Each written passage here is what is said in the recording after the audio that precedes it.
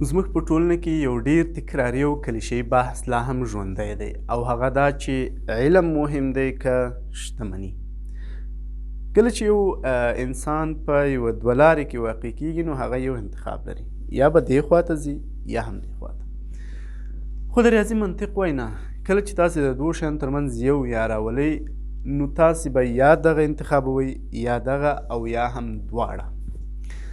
تاسې ډېر ځله به تاسې لیدلي وي چې یو انسان شتمن وي خو بې سواده، ډېر ځله به مو لیدلي وي چې یو انسان باسواده وي خو غریب.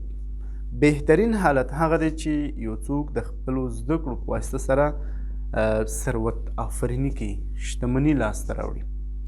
سواد یعنی تغییر. د یونسکو د نوي تعریف په اساس سواد یعنی تغییر. موږ باید خپلو کشرانو ته ور زده کړو چې سواد تغییر کولو ته وایي، بدلون کولو ته وایي.